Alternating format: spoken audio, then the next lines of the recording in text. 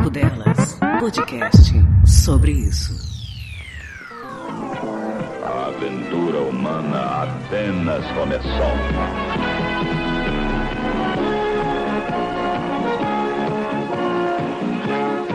Star Trek, Jornada nas Estrelas, o filme. Star Trek, Jornada nas Estrelas, o filme. Estreia nesta segunda-feira nos melhores cinemas de todo o Brasil.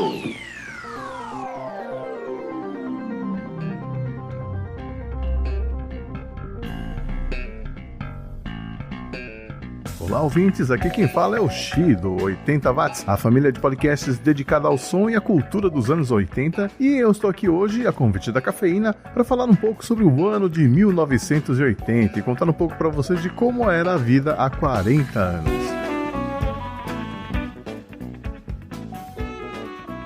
Eu me lembro muito bem de 1980, quando eu completei 12 anos de idade e virei mocinho, entrei na puberdade e eu acho que os hormônios afetaram também a minha percepção do mundo. Eu tenho memórias esparsas dos anos 70, lembro de alguns fatos marcantes, como a despedida do Pelé do Cosmos e a morte do Elvis Presley, mas a partir de 1980 o meu mundo começou a ficar mais amplo e eu comecei a prestar atenção ao que acontecia além da minha rua, além do meu bairro, da minha cidade. 1980 ainda tinha muito a cara dos anos 70, afinal a década de 80 nem tinha começado ainda, as roupas e os cortes de cabelo seguiam as tendências da metade dos anos 70 e basta assistir qualquer série ou novela desse ano para confirmar isso. Novelas como Chega Mais, Plumas e Paetês, Água Viva, Coração Alado e séries como O Bem Amado. Mesmo com apenas 6 canais de televisão, as opções para uma criança de 12 anos eram escassas. Bom, na verdade eram apenas 5 canais, já que a Rede Tupi teria sua concessão cassada em julho daquele ano e deixaria de existir. A TV Cultura ainda não tinha suas produções infantis, era um canal bem sisudo e adulto. Na verdade, os únicos programas para as crianças, além dos desenhos animados, é claro, eram o Pullman Jr., que passava na Bandeirantes nessa época, comandado pela tia Yara, e o Sítio do Pica-Pau Amarelo na Globo. Ah, é claro, havia ainda os enlatados from USA de 9 a 6, como dizia Renato Russo na música. A Mulher Maravilha, Muppet Show, os Waltons, Happy Days, Chips, o meu favorito, Kung Fu, James West, O Homem Invisível e tantos outros seriados que marcaram época. Foi na TV também que eu vi o Papa João Paulo II passeando pelo Brasil no começo de julho daquele ano.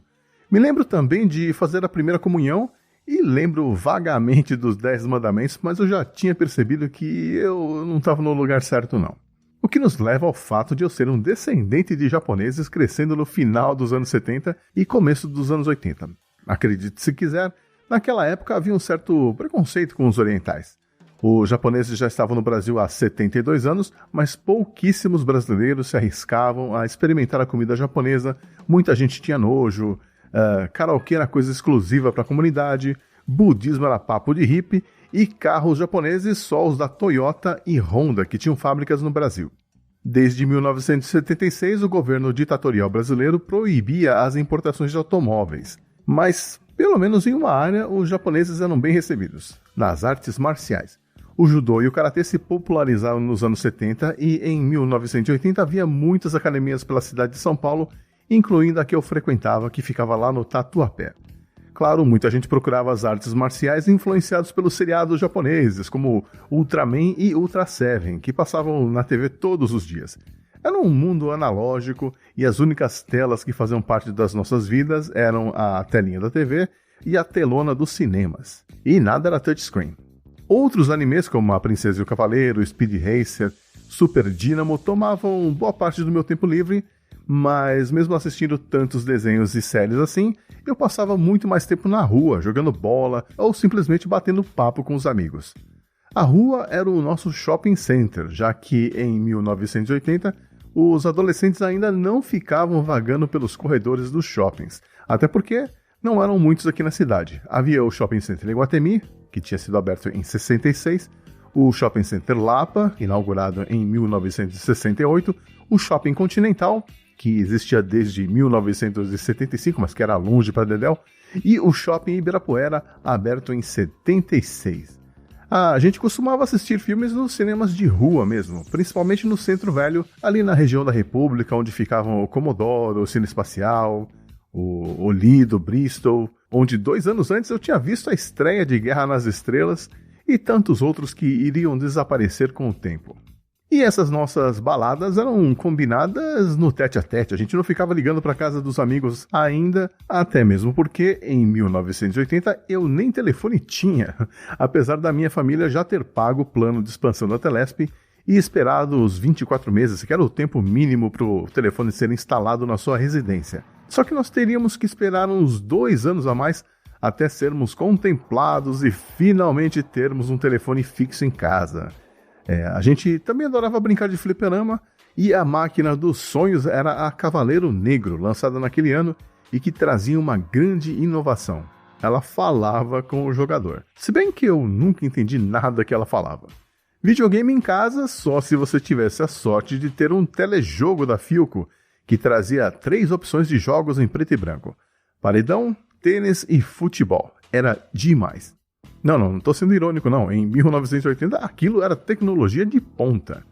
Por falar em tecnologia e ponta, o sonho de consumo da gente era poder passar lá na ponta do Brasil, ou seja, lá em Manaus, no Amazonas, mais especificamente falando, na Zona Franca de Manaus, e ter acesso aos eletrônicos, equipamentos de som, instrumentos musicais e eletrodomésticos com preços mais acessíveis. Pessoalmente, o que eu queria mesmo era um Walkman da Sony, que tinha sido lançado em 1979, mas eu tive que esperar alguns anos para poder ter o meu. Que nem Sony era um Aiwa e consumia 2 pilhas por dia. Dias, por sinal, que não eram mais curtos em 1980, quando não houve o horário de verão, suspenso desde 1968. Eu só passei o meu primeiro horário de verão em 1985, quando o programa foi retomado, assim como a democracia, com o movimento Diretas Já. Mas em 1980 não tinha eleição para presidente, voto direto só para alguns cargos menores. Em novembro de 1980 o Congresso aprovou a votação direta para o cargo de governador dos estados.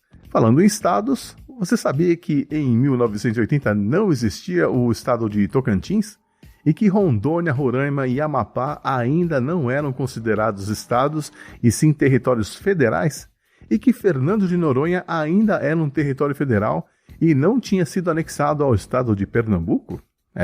O censo demográfico daquele ano mostrou que pela primeira vez na história a população brasileira ficou acima dos 100 milhões de habitantes e também que a maioria da população residia em áreas urbanas e não no campo. Em outro campo, o de futebol, o melhor time do Brasil era o Flamengo de Zico, mas o Atlético Mineiro de Reinaldo não ficava atrás e encarou o Flamengo na final do Campeonato Brasileiro daquele ano. Agora, quem não encarou seu maior rival no esporte foram os Estados Unidos, que boicotaram a Olimpíada de Moscou naquele ano. Melhor para nós que voltamos de Moscou com o melhor desempenho em Olimpíadas desde a edição de 1920 na Antuérpia. 17º lugar no quadro geral de medalhas, com 2 de ouro no iatismo e 2 de bronze, uma na natação e outra com o nosso saltador João do Pulo, um bronze com gosto amargo, já que ele foi roubado pelos juízes soviéticos que invalidaram metade dos seus saltos, sendo que um deles um recorde mundial, inclusive, simplesmente porque os juízes queriam dar a 4ª medalha de ouro consecutiva ao Viktor Sanaev, que acabou ficando em segundo atrás de um compatriota que eu nem lembro o nome. Foi o fim da picada. O que nos leva ao fim dessa narrativa. O fim daquele ano também marcou o fim da minha inocência. Eu terminaria aquele ano apaixonado pela Olivia Newton-John no filme Xanadu e assustado com o assassinato do John Lennon no dia 8 de dezembro de 1980. Lennon tinha acabado de fazer 40 anos e neste ano completaremos 40 anos da sua morte. E para mim, também há 40 anos, o sonho acabou. Era hora de deixar de ser criança e se preparar para o resto da minha vida. Com 58 ou 120 watts, com Dolby ou sem Dolby, o System 95 e o System 125 Gradiente são conjuntos de som completos, descomplicados, prontos para você usar. Escolha o seu e entre no mundo do som pela porta da frente. Eu sou o Xi e você pode ouvir outras histórias e memórias daqueles 10 anos que mudaram o mundo lá no website 80watts.com.br, seguindo o 80 Watts nas redes sociais e assinando o feed do podcast nos bons agregadores do ramo.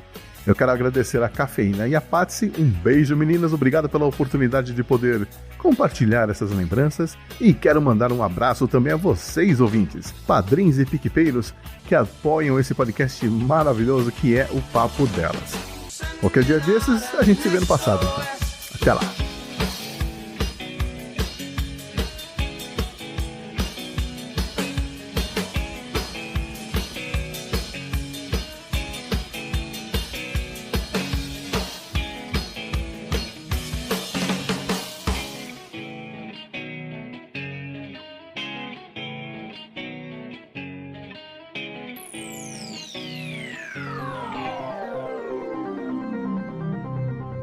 Você ouviu Papo Delas, podcast sobre isso.